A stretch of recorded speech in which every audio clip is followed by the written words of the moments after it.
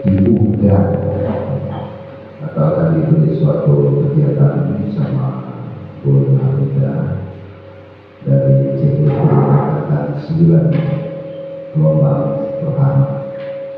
Nah, pada kegiatan pada pagi hari ini kami mohon Bapak Ibu untuk selalu proaktif, di mana kegiatan pada pagi hari ini mengambil tema tentang budaya positif. Jadi nanti kita akan bisa yang dimaksud itu apa nanti akan disampaikan sama keluarga dan kita akan bisa ikuti. Bila mana ada hal-hal nanti yang kurang jelas nanti bisa langsung berkoordinasi dengan keluarga.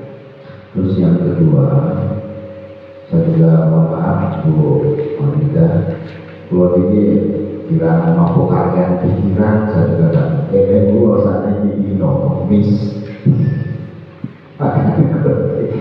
di bawahku sekitar 10 kan bulan terus keluarga yang Indonesia ini dengan semua belum jadi kalau misalnya jadi saya mohon maaf bahwa terlalu banyak kesibukan terus yang saya pikir otomatis bukan masalah di rumah, tapi tuntutan yang dari dinas kemarin itu memang banyak yang disampaikan. Cuma saya mudah-mudahan bulan Solas ini hujan LS tekor kemudian nanti Banyuwangi SDU izin tidak ikut dan itu karena banyak nanti kegiatan di bulan November itu.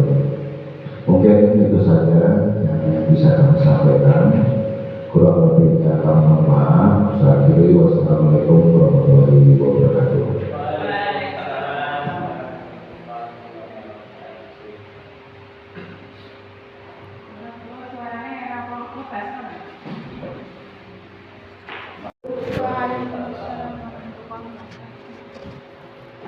Bismillahirrahmanirrahim. Yang terhormat Bapak Joni Jovi Osar SPD selaku Kepala Sekolah SDN 2 Kandangan dan Bapak Ibu guru sekalian yang saya sayangi, puji syukur kehadirat Allah Subhanahu wa Ta'ala karena pada pagi hari ini kita diberi kesempatan kesehatan untuk bisa melaksanakan aktivitas sebagaimana biasa. Bapak Ibu yang saya hormati, ini saya sebagai CGP Angkatan 9 tentunya mempunyai tugas untuk memberikan sosialisasi atau dengan istilahnya itu diseminasi tentang pemahaman budaya positif. Di sini budaya positif itu kenapa sangat penting kita lakukan, kenapa sangat penting kita perlukan, karena budaya positif itu adalah sikap, nilai, kepercayaan dan praktik-praktik yang menciptakan lingkungan yang mendukung dan memotivasi orang untuk berkembang dan berkontribusi positif. Di sini alangkah pentingnya tentang budaya positif. Kita sebagai pendidik tentunya mempunyai kewajiban untuk menularkan, untuk menumbuhkan budaya positif di lingkungan sekolah kita. Mengembangkan budaya positif adalah suatu hal yang penting karena dapat membantu meningkatkan kesejahteraan, tentunya juga kebahagiaan dan kinerja individu serta kelompok, menciptakan lingkungan yang mendukung, aman, serta membangun hubungan yang sehat, harmonis antar anggota komunitas. Jadi kalau kita sama-sama berpikir positif dengan membiasakan budaya positif, otomatis kebahagiaan akan kita dapat. Bagaimana kita bisa mengajarkan putra-putri kita tentang hal-hal positif? Bagaimana cara kita mengajarkan kepada mereka agar berperilaku positif sehingga bullying, terus kemudian pemaksaan kepada murid dan lain sebagainya itu bisa kita hindari. Di sini ada poin-poin penting dari konsep inti budaya positif, yaitu tentang perubahan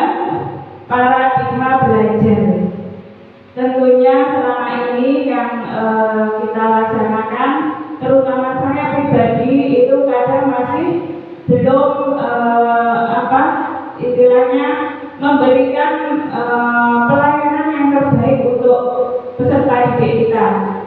Jadi pendidikan yang terbaik, perubahan paradigma belajar adalah ketika kita melakukan pembelajaran yang berpihak pada murid. Pembelajaran yang berpihak pada murid tentunya kita harus mengetahui kebutuhan mereka, terutama di sini tentunya kebutuhan rasa aman. Terus kemudian yang kedua, disiplin positif. Hal ini juga sangat penting tentunya untuk menegakkan aturan-aturan yang telah kita sepakati. Yang ketiga, tentang nilai-nilai kebajikan. Yang keempat, kebutuhan dasar manusia. Yang kelima, motivasi perilaku manusia. Yang keenam, posisi kontrol restitusi. Yang ketujuh, keyakinan kelas. Dan delapan, segitiga restitusi. Di sini paradigma baru tentang pembelajaran adalah dengan paradigma baru merupakan pembelajaran yang dirancang berdasarkan prinsip pembelajaran berdiferensiasi, di mana pembelajaran berdiferensiasi itu memang pembelajaran yang disajikan untuk memenuhi kebutuhan peserta didik, mulai perkembangan sesuai dengan perkembangan teori psikologi, terus kemudian mewujudkan profil pelajar Pancasila. Saya lanjutkan tentang yang kedua, yaitu tentang teori kontrol dari Dr. William Glasser. Disiplin positif dan nilai-nilai kebajikan yang universal. Ada perubahan paradigma belajar yang sudah saya sampaikan tadi, bahwa selama ini kita orang dewasa itu mempunyai berilusi bahwa guru itu mampu mengontrol siswa, padahal pada kenyataannya belum tentu, karena motivasi dari siswa itu jika tidak ditumbuhkan secara internal, maka anak-anak akan hanya dengan keterpaksaan mengikuti instruksi dari gurunya. Yang kedua, ilusi bahwa semua penguatan positif itu efektif dan bermanfaat. Maksudnya di sini tentang penguatan positif itu misalnya kita itu memberikan reward atau memberikan hadiah kepada anak-anak yang barangkali di sini perilakunya tidak baik, terus kemudian kita anjurkan, nek sampeyan nanti berperilaku baik, nanti akan saya beri hadiah. Nah, seperti itu sebenarnya sudah bagus, tapi masih ada hal yang perlu dibenahi.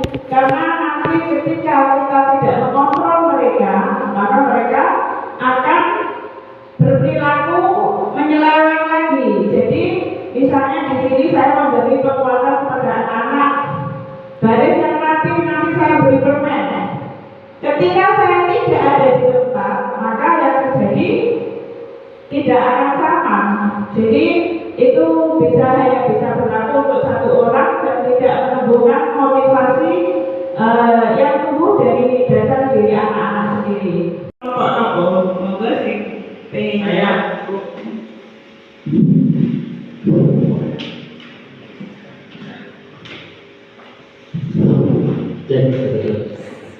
Terima kasih atas waktu yang sudah diberikan.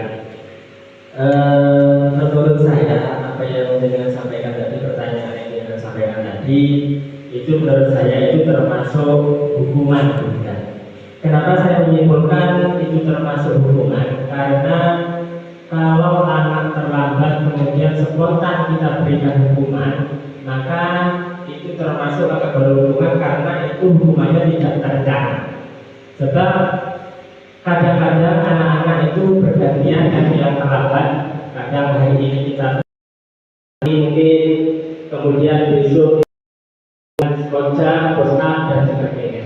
Nah, itu kan termasuk kalau menurut termasuk hukuman karena hukuman itu spontan kita berikan dan tidak kita rencanakan. Misalkan kalau hukuman itu kita buat kesepakatan, itu berarti kan termasuk konsekuensi dari apa yang sudah mereka lakukan. Seperti yang saya sampaikan tadi, kalau pada hari Senin kita melaksanakan upacara tidak lengkap seragamnya, nah maka anak-anak akan kita beri hukuman misalkan dengan 10 menit atau 10 detik, itu termasuk konsekuensi. Jadi apa yang jenengan sampaikan tadi, pertanyaan yang jenengan sampaikan, menurut saya itu termasuk hukuman. Terima kasih Pak Wawan atas, saya bisa juga bisa mungkin ada nanti ibu yang mau menjawab ya. Terima kasih atas jawabannya. Jadi karena di sini itu anak kan berganti, yang tidak selalu anak itu terus yang datang terlambat, dan di sini yang jelas belum ada yang namanya kesepakatan kelas atau istilahnya keyakinan kelas, maka hal tersebut bisa dikatakan hukuman, bukan restitusi ataupun konsekuensi di sini. Jadi memang benar itu adalah sebuah hukuman. Jika sudah ada di situ tertera yang namanya kesepakatan kelas, kalau kalian datang terlambat maka harus lari 3 kali putaran. Nah itu biasanya sudah disebut dalam restitusi karena sudah ada kesepakatan. Terus kemudian di sini ada kasus kedua. Rina menyobek buku temannya dan dia harus menggantinya. Rina itu menyobek-nyobek bukunya temannya, mungkin barangkali digelayang atau apa gitu ya. Terus kemudian dia gurunya menyuruh untuk menggantinya. Kalau yang seperti ini hukuman, restitusi ataukah konsekuensi, barangkali siapa monggo, mungkin Bu Iza, Bu Lina yang mau jawab, termasuk hukuman atau restitusi, atau mungkin Pak Eko? Oke, monggo Pak Eko. Rina itu menyobek buku temannya dan harus mengganti buku tersebut. Termasuk nopo Pak Eko? Pak Maman bisa dibantu. Itu menurut saya termasuk konsekuensi karena seorang anak tersebut dimintai supaya mengganti bukunya yang robek tadi. Terima kasih. Terima kasih Pak Eko. Memang itu adalah sebuah bentuk konsekuensi atas perbuatan yang telah dilakukan. Di sini kenapa konsekuensi? Karena seorang yang merugikan orang lain, tentunya yang dirugikan tidak akan terima. Maka dari itu konsekuensinya dia harus mengganti buku tersebut pada orang yang sudah dirugikan tadi. Terus kemudian di sini ternyata pemahamannya sudah sudah terbentuk, sudah terbentuk, alhamdulillah. Terus kita lanjutkan kepada kebutuhan dasar manusia. Tentunya ada 5 kebutuhan dasar manusia. Yang pertama adalah survival atau kebutuhan untuk bertahan hidup. Survival atau kebutuhan untuk bertahan hidup itu tentunya kita sudah tahu bahwa di situ ada sandang, pangan, papan, gitu ya. Jadi kebutuhan untuk survival bertahan hidup itu tentunya kebutuhan dasar yang dimiliki oleh manusia, diperlukan oleh manusia. Selanjutnya yaitu kebutuhan akan kasih sayang dan rasa diterima. Kebutuhan kasih sayang dan rasa diterima, love and belonging, gitu ya. Jadi rasa diterima, di mana semua manusia itu pasti membutuhkan kasih sayang dan rasa diterima di masyarakatnya, di lingkungannya, oleh keluarganya, oleh bapak ibu gurunya. Yang ketiga, ini kebutuhan akan kesenangan. Misalnya kita merayakan ulang tahun ya, itu mungkin dengan game, bermain apa itu supaya terjadi suasana yang menyenangkan, gitu ya. Karena itu memang kebutuhan manusia. Terus kemudian kebutuhan akan kekuasaan atau power. Di sini semua orang itu juga mempunyai kebutuhan akan kekuasaan. Walaupun mungkin di sini prosentasenya berbeda. Misalnya saya hanya berkebutuhan akan penguasaan itu hanya sebatas bagaimana saya bisa menguasai murid-murid saya, bagaimana murid-murid saya bisa mendengarkan saya, bagaimana murid-murid saya itu mengerti apa yang saya mau. Itu berarti tidak terlalu banyak kebutuhan yang dibutuhkan prosentasenya. Tapi kalau kebutuhannya itu lebih tinggi, misalnya bapak ibu guru yang ada di sini harus paham sama saya, tentunya kan lebih banyak kebutuhan yang dia miliki, ya. Terus kemudian di sini kebutuhan akan kebebasan, freedom, ya. Kebutuhan akan kebebasan, semua manusia itu juga tidak ingin terkekang dong dengan banyaknya aturan. Jadi mereka juga butuh untuk bebas berekspresi, bebas mengeluarkan pendapat dan lain sebagainya. Itu kebutuhan manusia. Terus kemudian di sini kita membahas, barangkali mungkin ada yang mau ditanyakan sebelum kita lanjut, ya. Dan saya ada dulu, oke, monggo.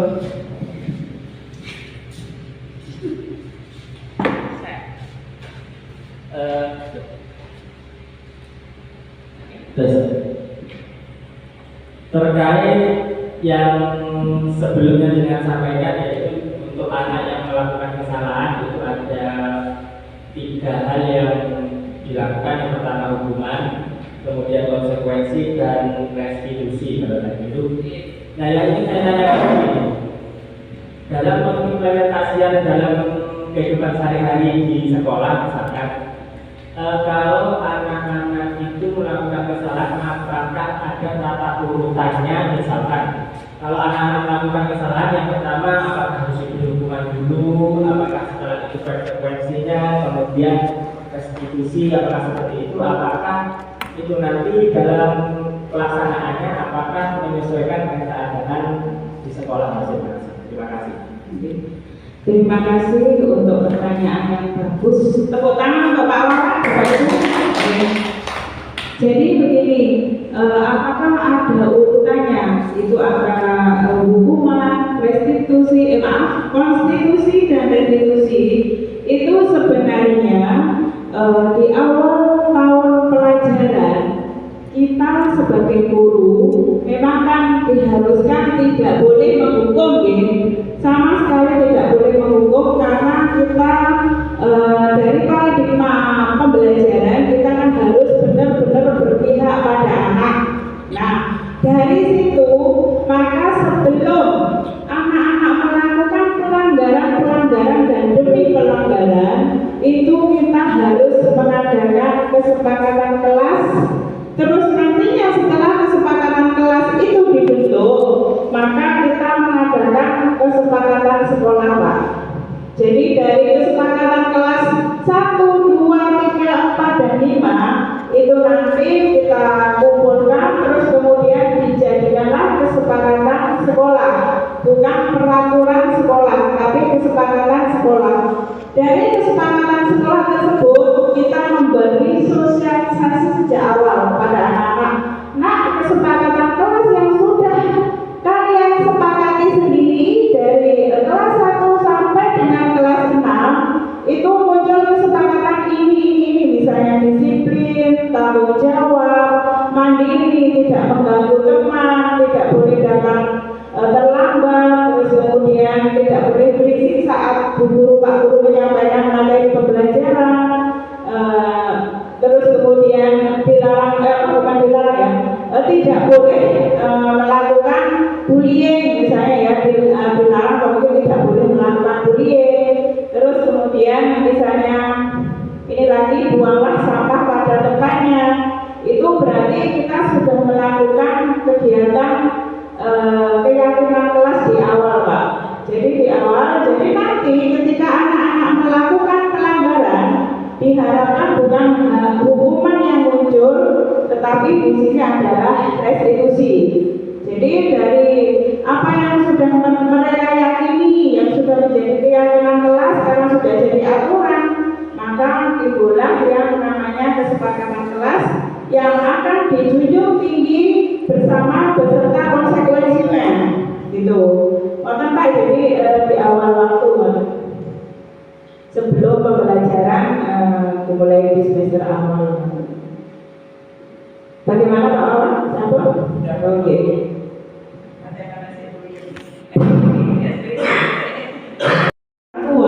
Ataupun atasan dalam melakukan kontrol.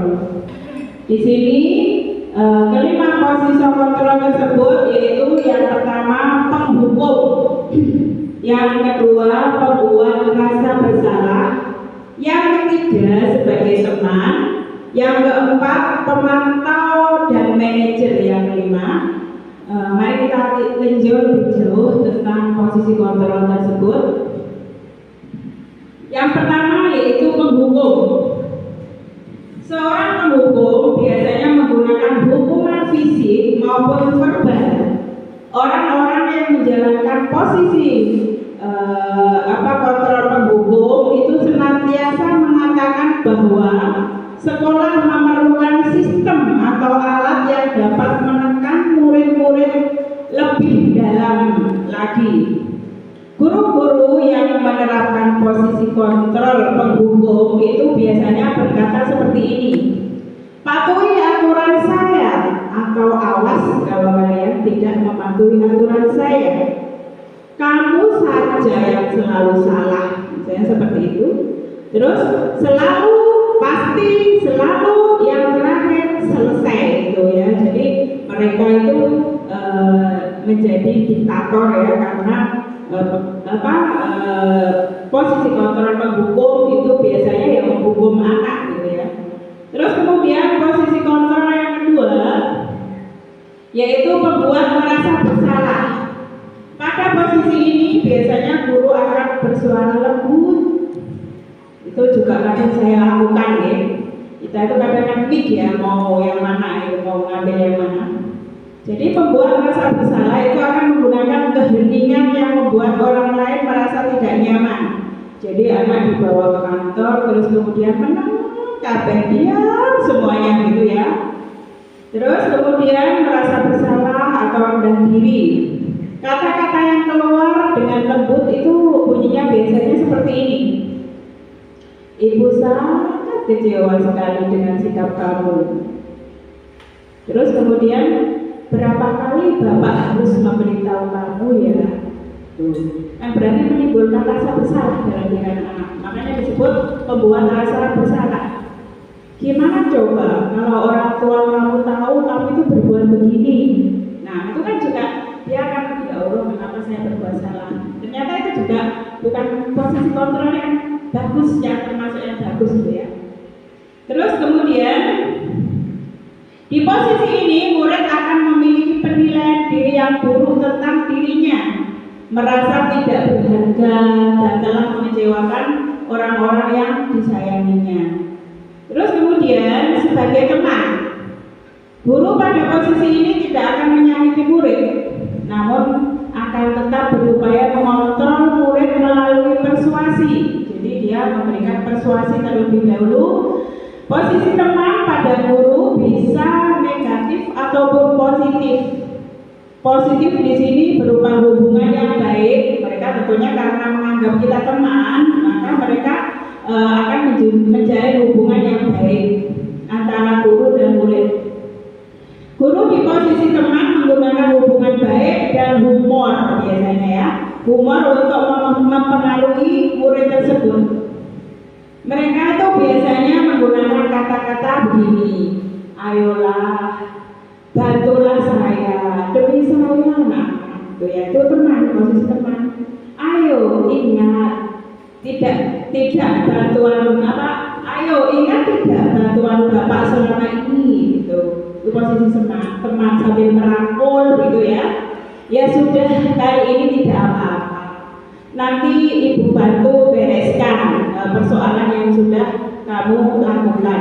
Itu biasanya posisi teman. Hal negatif dari posisi teman adalah bila seorang guru suatu saat seorang guru tersebut tidak membantu, maka murid akan kecewa dan berkata, saya pikir bapak atau ibu teman saya. Ternyata bukan. Murid akan merasa kecewa dan tidak mau lagi berusaha. Hal lain yang timbul adalah murid hanya akan bertindak untuk guru tertentu. Jadi yang gurunya menghukum dia tidak mau bersikap seperti itu, tapi hanya yang guru yang dianggap sebagai teman. Yang selanjutnya adalah pemantau. Pemantau di sini adalah berarti mengawasi, ya. Pada saat kita mengawasi, kita bertanggung jawab atas perilaku orang-orang yang kita awasi.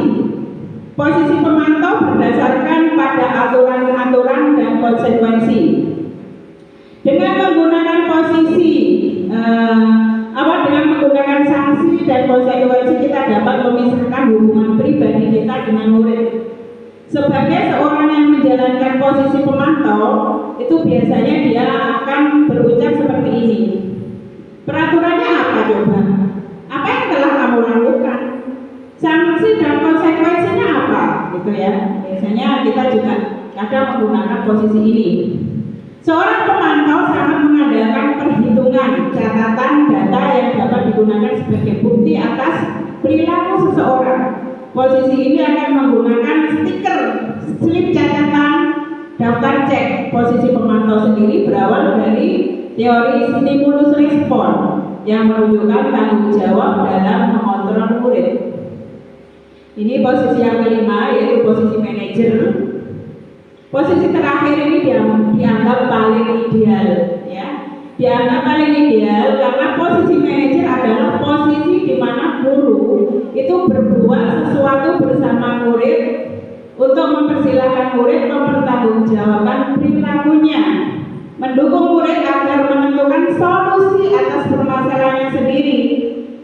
Seorang manajer itu telah mewakili keterampilan di posisi teman maupun pemantau, dan dengan demikian bisa jadi di waktu-waktu tertentu kembali kepada kedua posisi tersebut bila diperlukan. Jadi manajer itu nanti bisa memantau, bisa juga teman. Terus kemudian namun bila kita menginginkan murid-murid kita menjadi manusia yang merdeka, mandiri, dan bertanggung jawab, maka kita perlu mengacu kepada restitusi yang dapat menjadikan murid kita sebagai manajer bagi dirinya sendiri. Di manajer, murid diajak untuk menganalisis kebutuhan dirinya maupun kebutuhan orang lain. Di sini yang ditekankan adalah kemampuan membuat konsekuensi, namun dapat berkolaborasi dengan murid bagaimana memperbaiki kesalahan yang ada. Posisi manajer itu biasanya dia akan berkata begini, apa yang kita yakini, jadi dia memanggil murid tersebut, diajak berdiskusi, terus kemudian dikembalikan lagi pada kesepakatan sekolah, kesepakatan kelas. Apa yang sudah kita yakini, yaitu tentang keyakinan kelas tadi.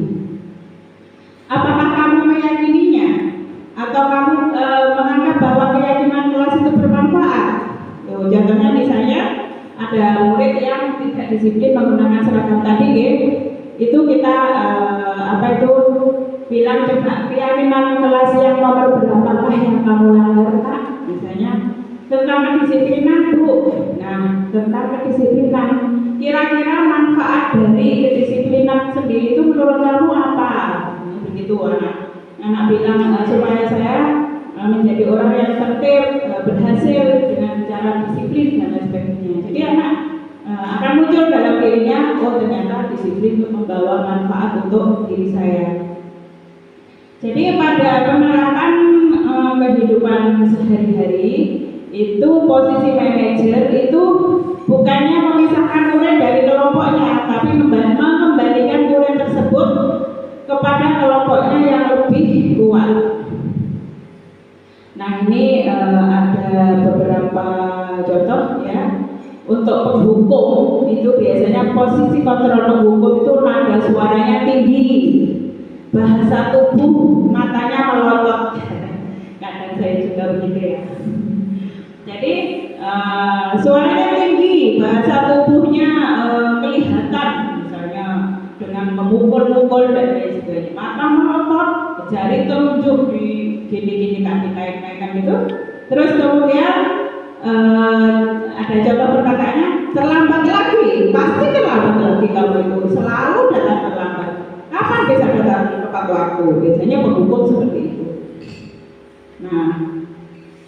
Di sini tanyakan pada diri Anda sendiri, bagaimana perasaan murid bila guru berbicara seperti itu pada saat muridnya datang terlambat.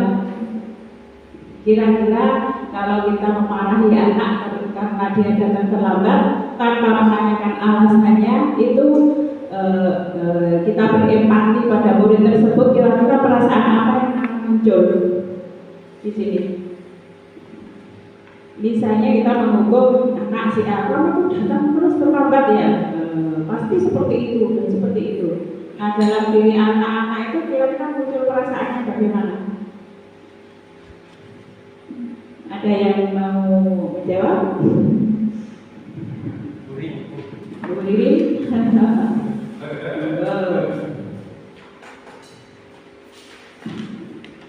Bila kita itu dihukum, adakah kira-kira efek jerah, kira-kira kita itu jerah atau enggak gitu untuk menghukum murid? Kalau dari saya, ketika kita langsung menghukum murid tersebut tanpa menanyakan apa penyebabnya, anak itu akan melawan. Karena setiap orang kecil atau besar itu mempunyai sudut pandang sendiri, mempunyai pemahaman sendiri. Jadi anak itu bukan malah menuntut kita, malah melawan dengan apa yang dia yakininya, seperti itu, Bu. Ya, terima kasih Bu. Memang di posisi ini itu bisa melahirkan anak-anak yang agresif, ya. Jadi anak itu bisa jadi marah ya, walaupun marahnya itu dipendam, tidak di depan kita, ya.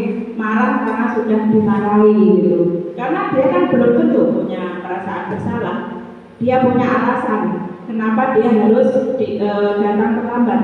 Barangkali banyak bocor dan sebagainya. Tanpa kita tanya, kita hukum gitu. Dia marah kan dalam dirinya karena Bu Guru dan Kak Guru tidak mau mendengarkan alasannya. Di sini untuk membuat rasa bersalah itu nada suaranya memelas, halus, sedih, bahasa tubuhnya merapat ke anak-anak, lesu gitu ya. Kayak jadi, Andi, kamu ini bagaimana ya? Kamu sudah berjanji dengan ibu tidak akan terlambat lagi. Kamu kenapa ya senang sekali mengecewakan ibu? Dari kata-kata senang sekali mengecewakan ibu, anak kan merasa bersalah dalam hatinya. Oh iya, ternyata saya benar-benar mengecewakan Bu Guru, ya, seperti itu. Mungkin sekali dua kali istilahnya, kalau pada orang yang sama barangkali masih anak tersebut timbul rasa untuk memperbaiki diri. Tapi ketika berhadapan dengan orang lain yang memperlakukan dia itu beda, itu dia juga akan bersikap atau merespon yang berbeda. Jadi hasil daripada membuat rasa bersalah itu yang tentunya murid merasa bersalah. Terus kemudian murid akan merasa menjadi orang yang gagal dan tidak sanggup membahagiakan orang lain. Kadangkala sikap seperti itu juga berbahaya karena anak-anak menahan perasaannya. Tidak seperti murid dalam posisi menghukum, di mana murid bisa melupakan amarahnya walaupun dengan cara negatif, ya.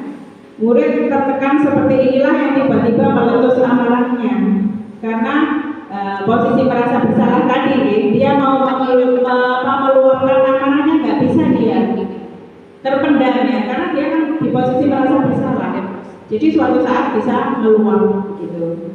Kalau teman tentunya ya di sini murid juga akan merasa senang, akrab, juga tidak akan timbul perasaan saya itu disalahkan, malah akan dibantu sama bapak ibu gurunya gitu ya. Jadi di sini tentunya yang untuk pematon di sini juga yang hasilnya murid juga akan memahami konsekuensi yang harus dijalani ketika melanggar aturan. Posisi yang paling bagus tentunya posisi manajer, di mana guru dan murid bersama-sama menemukan solusi atas permasalahan yang dihadapi murid tersebut. Jadi murid itu kembali ke kelompoknya itu tidak dalam keadaan merasa bersalah maupun sudah dihukum bapak ibu gurunya, gitu ya. Terus di sini ada kasus ya Bapak Ibu, barangkali bisa dengan cermati kira-kira langkah kita sebagai guru itu bagaimana gitu ya.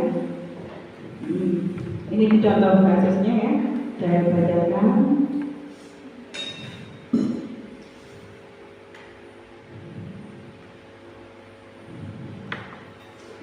Tisa dan Hana dipanggil masuk ke ruangan Ibu Dewi.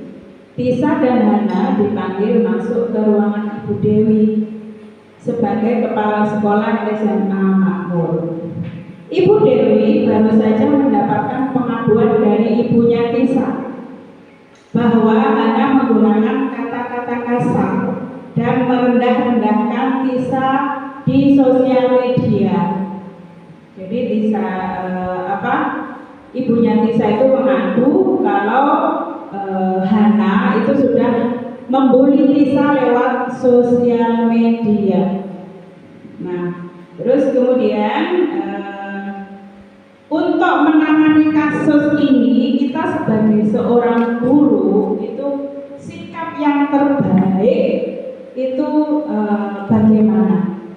Jadi dalam 5 posisi kontrol tadi kira-kira sikap kita sebagai seorang guru tentunya jenengan sudah tahu posisi manajer ya, tentunya sudah tahu. Nah, bagaimana kira-kira tindakan kita dalam menghadapi masalah Tisa dan Hana. Terus kemudian di sini jenengan bisa membuat jawaban 2. Yang satu ada kasus atau jarang sekali hadir di pembelajaran jarak jauh, di pembelajaran daring. Pada saat hadir pun atau seringkali menggunakan kata-kata kasar di kolom chat, mengejek teman-temannya. Hal ini sudah sangat mengganggu dan beberapa orang tua murid yang mengikuti pembelajaran daring mengeluh tentang perilaku Anto di pembelajaran daring. Nah, sikap kita sebagai seorang guru itu bagaimana?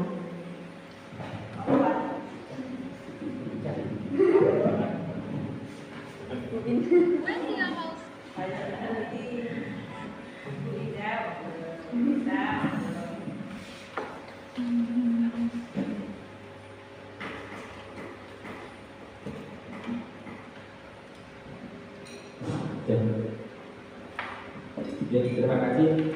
Sini saya ingin coba menjawab pertanyaan yang pertama tadi. Tisa dan Hana ya.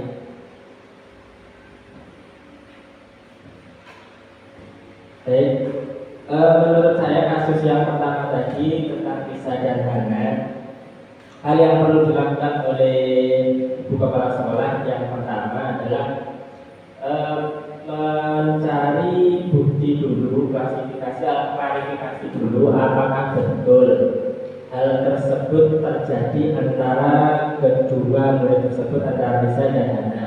Sebab kan di sini kita sebagai seorang pendidik kan tidak serta-merta mengiyakan setiap pengaduan dari wali murid. Sehingga kita sebagai pendidik harus mencari dulu bukti terjadinya kasus yang dilaporkan oleh wali murid tersebut. Nah, kemudian setelah seorang guru tersebut sudah selesai melakukan yang kasus yang menimpa keduanya, bukti-bukti yang sudah didapatkan, dan kemudian guru tersebut sebaiknya mencari duduk permasalahannya terlebih dahulu. Setelah mencari bukti bahwa memang ada keterlibatan antara keduanya, kemudian seorang guru harus mencari duduk permasalahannya. Dan kemudian setelah itu seorang guru tersebut memberikan wawasan atau wacana atau pengertian kepada keduanya seandainya fakta itu, kejadian itu diputar balik. Misalnya Tisa yang dibully, kemudian Hana yang membuli, dan kemudian dibalik, Hana itu yang dibully, kemudian Tisa yang membuli. Nah, itu perasaan mereka seperti apa. Nah, sehingga dari keduanya itu bisa merasakan, oh ternyata kalau dibully itu efeknya paling cepat itu merasa marah, gak enak. Sedangkan yang satunya, oh ternyata kalau membuli itu efeknya itu akan menjadi teman-teman yang seharusnya menjadi teman kita akrab itu menjadi musuh kita. Berarti kita bertambah satu musuh di antara teman-teman kita. Menurut saya penyelesaiannya seperti ini. Terima kasih Pak Wawan. Jadi dengan cara cross check informasi untuk mencari kebenarannya dari kasus tersebut itu tentunya hal yang bijak, di mana di sini nanti akan timbul stabilisasi dari keadaan yang diharapkan. Jadi di sini guru harus benar-benar menggali informasi yang ada di lingkungan sekitarnya. Kira-kira benar apa enggak sih? Jangan-jangan nanti yang menggunakan HP punyanya Hana itu bukan Hana sendiri ya. Bisa jadi seperti itu ya. Jadi informasi yang akurat tersebut itu harus kita dapatkan.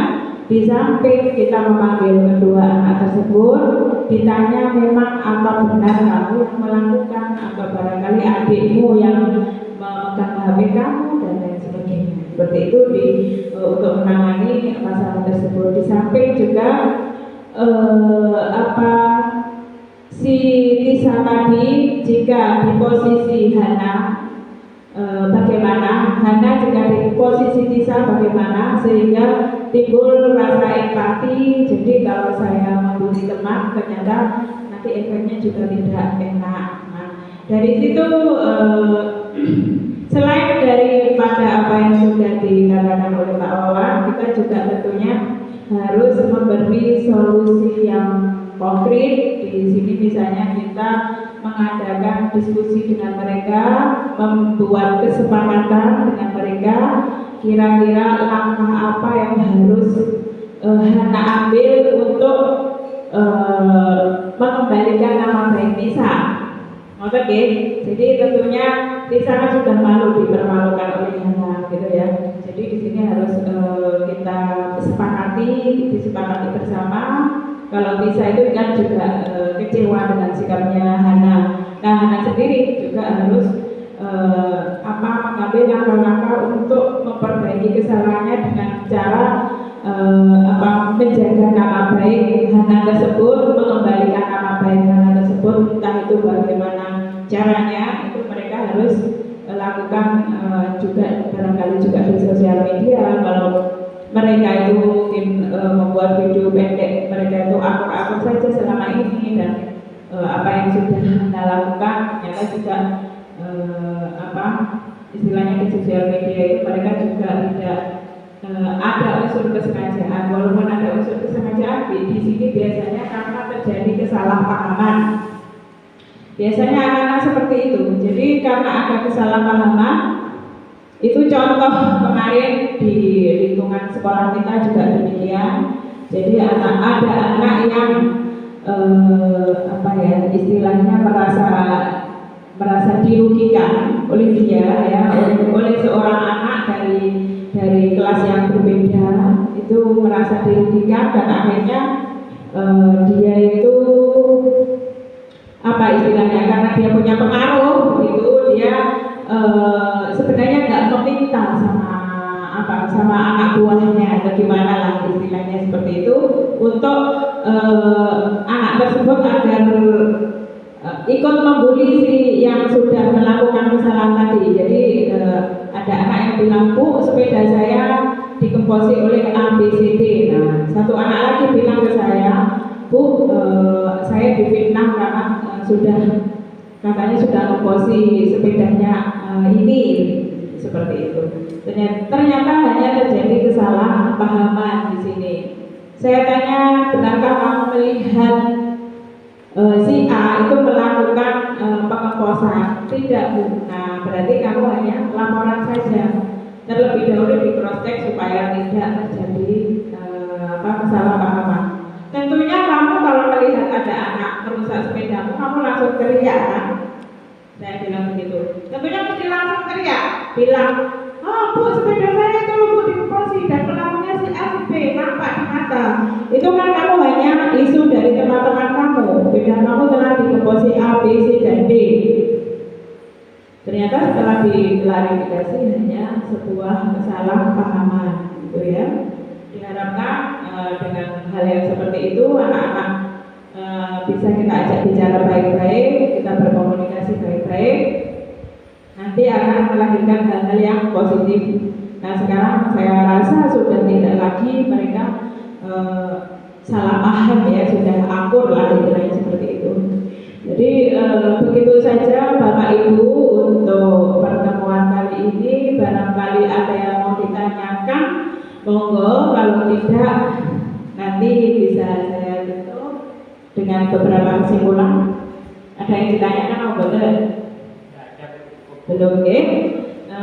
Demikian untuk diskusi kita kali ini tentang budaya positif di sekolah sudah saya paparkan, mulai dari kenapa harus keyakinan kelas, mengapa bukan peraturan sekolah. Jadi diharapkan di sini Bapak Ibu semuanya itu di kelas membuat kesepakatan kelas, keyakinan kelas yang nantinya akan dijadikan peraturan sekolah itu ya, atau disepakati di sekolah sehingga menjadi kesepakatan sekolah. Diharapkan seperti itu. Dengan demikian kita itu mempunyai pijakan untuk melangkah ke arah restitusi. Bagaimana cara kita mengontrol anak-anak dengan 5 posisi kontrol tersebut. Sebagai kontrol manager itu diharuskan membuat restitusi terlebih dahulu. Tanpa restitusi atau membuat kesepakatan kelas terlebih dahulu, itu kita juga tidak akan istilahnya melakukan tindakan yang berpihak pada anak. Jadi karena sudah ada kesepakatan, diharapkan sudah terinternalisasi atau sudah tertanam nilai-nilai positif dalam diri anak tersebut. Demikian saya akhiri. Semoga apa yang kita lakukan pagi ini, hari ini membawa manfaat kebaikan untuk kita dan terutama untuk peserta didik kita. Wassalamualaikum warahmatullahi wabarakatuh. Waalaikumsalam warahmatullahi wabarakatuh.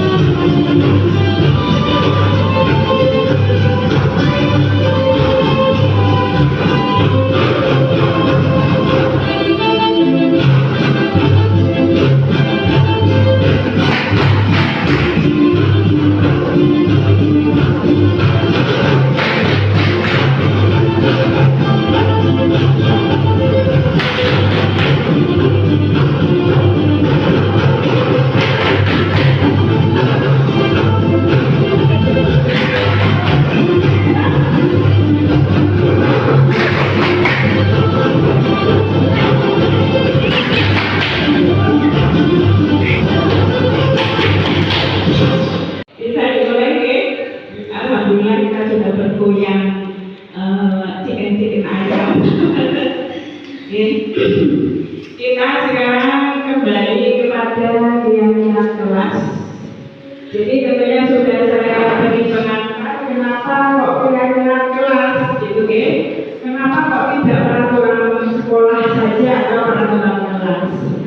Tentunya dari apa yang sudah saya sampaikan tadi itu karena keyakinan kelas itu menekankan pada keyakinan seseorang akan lebih memotivasi seseorang dari dalam dirinya, karena yang membuat adalah anak-anak sendiri dengan kesepakatan kita. Jadi guru menerangkan, kemudian anak-anak memberikan peraturan sendiri. Anak-anak kalau kita jalan selama kira-kira ada aturannya apa tidak? Oh iya Bu, ditulis. Jadi kita hanya mengarahkan di sini dengan adanya keyakinan kelas tadi. Jadi anak-anak itu ada motivasi dari dalam dirinya, diharapkan mampu keluar motivasi dalam dirinya, atau mungkin di sini yang dimaksud adalah motivasi intrinsik, sehingga anak-anak dengan penuh kesadaran melaksanakan keyakinan kelas tersebut. Terus di sini apa yang harus kita lakukan sebagai guru untuk melaksanakan keyakinan kelas? Tentunya terlebih dahulu kita harus bermusyawarah dengan anak-anak, terus kemudian kita adakan curah pendapat, brainstorming Bu Izai. Jadi curah pendapat dengan anak-anak tentang keyakinan kelas yang akan disepakati. Nah, ini contoh keyakinan anak kelas 1 ya. Setiap anggota kelas perlu belajar. Setiap anggota kelas perlu senang. Ini anak kecil ya. Anak kecil kan biasanya kadang lari ke sana, lari ke sini, maka kemudian mengadakan keyakinan kelas yang satu, anak-anak harus belajar dalam kondisi yang senang, terus kemudian melakukan tugasnya, terus kemudian saling menghargai, terus kemudian perlu merasa aman. Di sini tentunya pelajaran yang sudah pernah belajar di kelas 1, bagaimana anak-anak itu bersikap kadang sangat mengganggu temannya dan lain sebagainya. Agar tercipta rasa aman, maka perlu diadakan internalisasi tentang keyakinan kelas ini. Contoh di kelas 5 ini, bersikap positif. Ini kan sangat umum, nanti bisa diadopsi ke dalam keyakinan sekolah. Bersikap positif, yang namanya bersikap positif, otomatis hal yang negatif tidak perlu muncul begitu. Terus kemudian senantiasa menjadi diri yang terbaik. Nah, berarti dari sini motivasi belajar dan lain sebagainya itu sudah masuk di dalamnya. Percaya dan menghormati orang lain serta barang miliknya. Jadi menghormati orang lain itu juga barang milik orang lain tersebut, karena kita ketahui anak-anak kalau sudah pinjam potlot, pinjam pensil, lari sana lari sini, kadang juga tidak dikembalikan, akhirnya terjadi pertengkaran. Terus kemudian dari keyakinan kelas yang sudah kita buat tadi, maka kita harus menindaklanjutinya dengan konsekuensi apa yang akan dilakukan ketika keyakinan kelas tersebut dilanggar. Jadi bersama anak-anak juga kita sepakati, tapi usahakan jangan istilahnya itu menyiksa anak. Jangan istilahnya sampai membuat anak itu terbebani begitu, diharapkan seperti itu. Maka kita di sini dipandu untuk mengetahui tentang segitiga restitusi. Segitiga restitusi itu adalah suatu proses dialog yang dijalankan oleh guru atau orang tua agar dapat menghasilkan murid yang mandiri dan bertanggung jawab. di sini yang dimaksud ada orang tua, karena di sini tentunya kita tahu dari pusat pendidikan itu yaitu di sekolah, di rumah, dan di masyarakat. Oke? Jadi di sini sekitar institusi, barangkali di sini Pak Wawan juga sebagai kepala keluarga itu juga bisa nanti melakukan restitusi kepada istrinya. Ya, Pak Eko juga demikian. Karena diharapkan restitusi itu mampu menjawab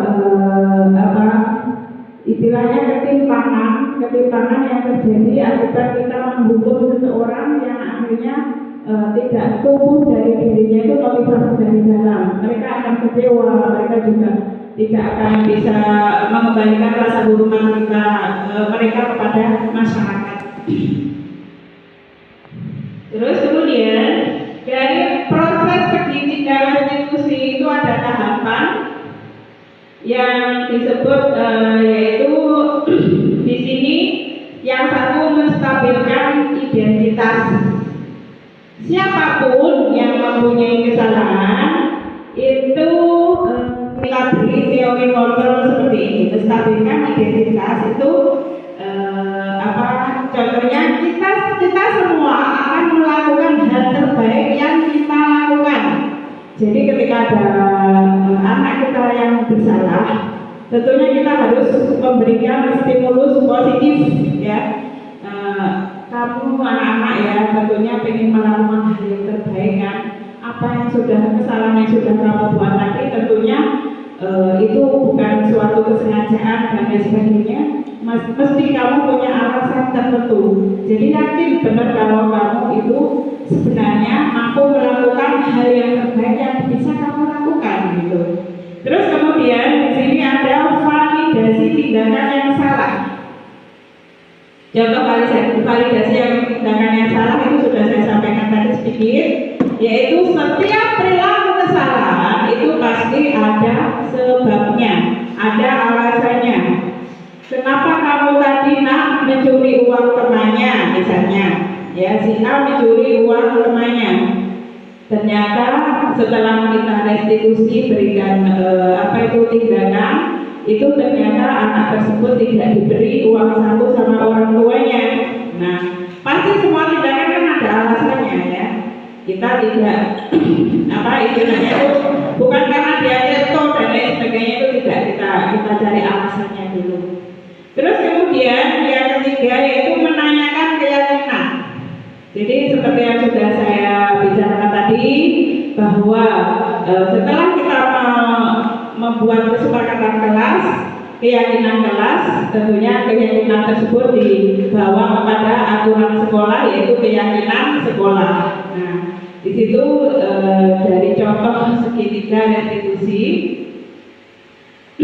Jadi di sini kita itu diharapkan itu dengan keyakinan kelas tersebut itu diharapkan kita bisa mengontrol apa yang perilaku melanggar yang ada di sekitar kita. Terus di sini mohon maaf Bu, jadi cut dulu.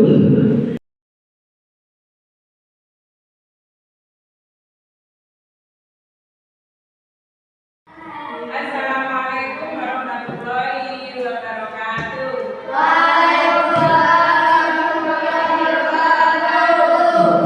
Selamat pagi anak-anak. Karena kita itu ada di semester awal, terlebih dahulu kita harus membuat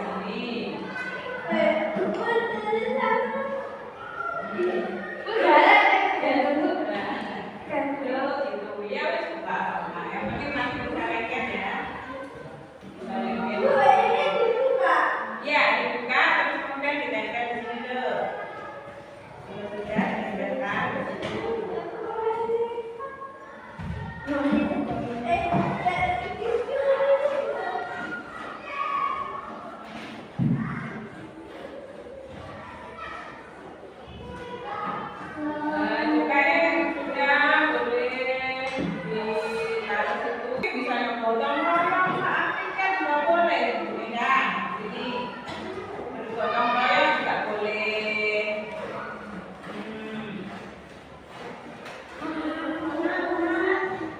Iya, gotong royong. Gotong royong kan sudah. Gotong royong mau tiket mau buka tiket. Ini kita sobek. Mbak, tulis. Namanya apa? Jun. Ya, bukan tadi. Yuk, biar kita bisa lanjut.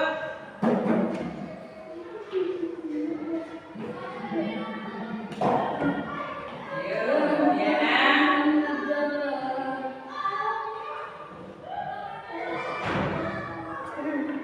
Ayo, ditempel. Ditempel di depan. Belum, Bu. Oh, belum selesai. Menang. Segera kita lakukan dan dieksekusi, kemudian disimpulkan dari kesepakatan yang telah kita buat. Jangan itu nanti nggak tahu sebagai. Kelas saat pelajaran. Ya, terus. Tulis saat pelajaran. Ya, Tidak boleh berkata kasar atau kotor. ya, Tidak boleh terus. tulis saat pelajaran. Ya, Gotong royong. ya, ini tadi miliknya. Iya, Ya, ya, demikian saja dari guru. Kalian bisa ringkas-ringkas dan kita bisa berdoa untuk pulang. Yuk, baca betul. Baca betul. Assalamualaikum warahmatullahi wabarakatuh. Perkenalkan, nama saya Bu Ririn, teman sejawat dari Ibunda Siti Nurhamidah, CGP Angkatan 9 dari SDN 2 Kandangan. Di sini saya sangat suka dan sangat mendukung sekali kegiatan diseminasi budaya positif yang dilakukan oleh Ibunda Siti Nurhamidah, yang dimana dari kegiatan tersebut dapat menambah wawasan saya tentang bagaimana pentingnya menumbuhkan atau menerapkan budaya positif yang ada di lingkungan sekolah. Nah, sebagai contohnya yaitu membuat kesepakatan kelas dengan anak-anak, kebutuhan dasar manusia, 5 posisi kontrol, serta segitiga restitusi. Untuk kedepannya saya harap semoga saya bisa mendampingi Ibunda Siti Nurhamidah untuk berkolaborasi dan menularkan hal-hal positif lainnya. Mungkin itu saja yang dapat saya sampaikan, kurang lebihnya mohon maaf. Sekian, terima kasih. Wassalamualaikum warahmatullahi wabarakatuh. Assalamualaikum warahmatullahi wabarakatuh. Perkenalkan, saya Bu Iza. Di sini saya selaku teman sejawat dari Ibu Siti Nurhamidah CGP Angkatan 9 dari SD Negeri 2 Kandangan. Di sini saya sangat mendukung penuh serta mensupport diseminasi dari segala jenis kegiatan yang dilakukan atau dilaksanakan oleh Bunda Nurhamidah. Karena menurut saya pribadi, kegiatan tersebut mampu menjadikan kami lebih paham serta lebih mengerti mengenai budaya-budaya positif dengan menerapkan seperti keyakinan kelas, kemudian ada kebutuhan dasar manusia, kemudian 5 posisi kontrol, dan juga segitiga restitusi. Oleh karena itu, harapan saya ke depannya semoga lebih baik lagi dan juga lebih berkembang lagi, sehingga bisa memberikan atau menularkan kepada kami hal-hal baik serta hal-hal positif kepada kami khususnya dan juga kepada sekolah secara umum. Mungkin cukup sekian testimoni dari saya. Wassalamualaikum warahmatullahi wabarakatuh. Assalamualaikum warahmatullahi wabarakatuh. Perkenalkan, nama saya Ulan, kelas 5 SDN 2 Kandangan. Saya sangat gembira diajak membuat keyakinan kelas sama Bu Hamidah. Keyakinan kelas kami buat bersama-sama. Pendapat dari kami ditampung dan dijadikan dasar membuat keyakinan kelas. Kami semua sepakat untuk melaksanakan keyakinan kelas tersebut. Demikian, wassalamualaikum warahmatullahi wabarakatuh. Assalamualaikum warahmatullahi wabarakatuh. Perkenalkan, nama saya Henis, kelas 5 SDN 2 Kandangan. Saya sangat gembira diajak membuat keyakinan kelas sama Bu Hamidah. Keyakinan kelas kami dibuat bersama-sama.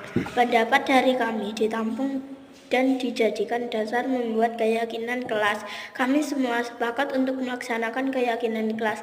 Demikian, wassalamualaikum warahmatullahi wabarakatuh.